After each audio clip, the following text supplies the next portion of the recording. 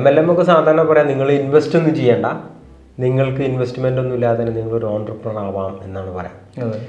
അപ്പോൾ സ്വാഭാവികമായിട്ടും നമ്മൾ പലപ്പോഴും കാണാറുള്ളത് പോലെ തന്നെ മുകളിലുള്ള വളരെ ചെറിയൊരു പെർസെൻറ്റേജ് ആളുകൾ ഇത്തരം കമ്പനികളിൽ കാശുണ്ടാക്കുകയും ബാക്കിയുള്ള ഈ ഒരുപാട് ആഗ്രഹങ്ങളൊക്കെ ഉണ്ടാകും. ചില ആളുകൾ ആഗ്രഹങ്ങൾ ഡെവലപ്പ് ചെയ്യുകയും ചെയ്യും കേട്ടോ.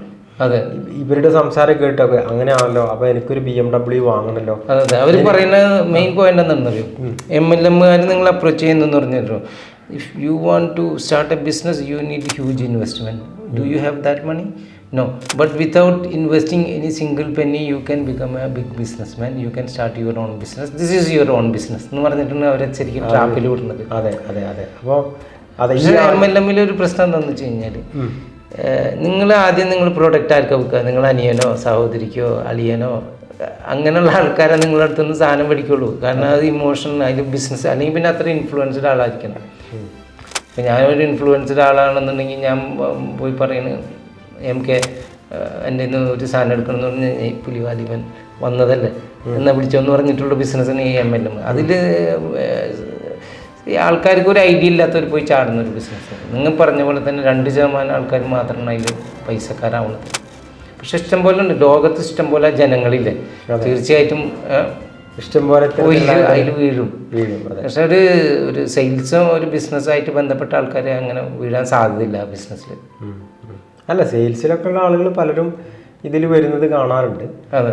പക്ഷേ തുടക്കത്തിലൊരു ചിലപ്പോൾ കുറച്ച് അത്രയും അടുത്തുള്ള ആളുകളിലേക്ക് എത്താൻ പറ്റുന്നല്ലാതെ പിന്നീട് അവർക്ക് അങ്ങോട്ട് അവരുടെ നെറ്റ്വർക്ക് വികസിപ്പിക്കാൻ കഴിയാറില്ല. അതിനുള്ള കാരണം ഇത് തന്നെയാണ്. അതെ അതെ, പെർസീവറൻസ് ഇല്ലെങ്കിൽ ഒരു ബിസിനസ്സും, സ്ഥിരോത്സാഹം ഇല്ലെങ്കിൽ ഒരു ബിസിനസ്സും മുന്നോട്ട് പോകില്ല. അതുപോലെ തന്നെ കൺസിസ്റ്റൻസി, ഈ രണ്ടും. Consistency number 1. ഈ കൺസിസ്റ്റൻസി ഈ ഒരു ബിസിനസ്സിൽ എനിക്ക് തോന്നുന്നില്ല കിട്ടാം. കാരണം 1 വർഷം 2 വർഷം ആയിക്കഴിഞ്ഞ് കഴിഞ്ഞാൽ പിന്നെ എന്താണെന്ന് വെച്ച് കഴിഞ്ഞാൽ സാമ്പത്തിക ബുദ്ധിമുട്ടുകളൊക്കെ വരുമ്പോൾ ആൾക്കാർ കൊടുക്കുന്ന സാധനങ്ങളും അങ്ങോട്ടും ഇങ്ങോട്ടുമൊക്കെ പേയ്മെൻറ്റും പ്രശ്നങ്ങളും മറ്റുള്ള ബിഗ് ട്രാപ്പിൽ വീഴാറുണ്ട്. ഞാൻ ഒരുപാട് ഫ്രണ്ട്സിനെ കണ്ടിട്ടുണ്ട്. എന്നെ സമീപിക്കുന്ന എൻ്റെ പരിചയക്കാരൊക്കെ ഞാൻ ഡിസ്കറേജ് ചെയ്തിട്ട് വിട്ടില്ല. കാരണം MLM ഉണ്ട്, ലോകത്ത് ഇഷ്ടം പോലെ MLM ഉണ്ട്, വലിയ കമ്പനികളുണ്ട്, വലിയ ഇതൊക്കെ ഉണ്ട്. പക്ഷെ അത് നമ്മൾ എത്ര സ്മാർട്ടാണ് എന്നതിന് അനുസരിച്ചിട്ടായിരിക്കും അതിൽ നിങ്ങൾക്ക് പൈസ ഉണ്ടാക്കാൻ പറ്റുക. പക്ഷെ അത് പ്രശ്നങ്ങളാണ്. കാരണം നിങ്ങൾ you will loose lot of relationship അതിൽ നിന്ന്.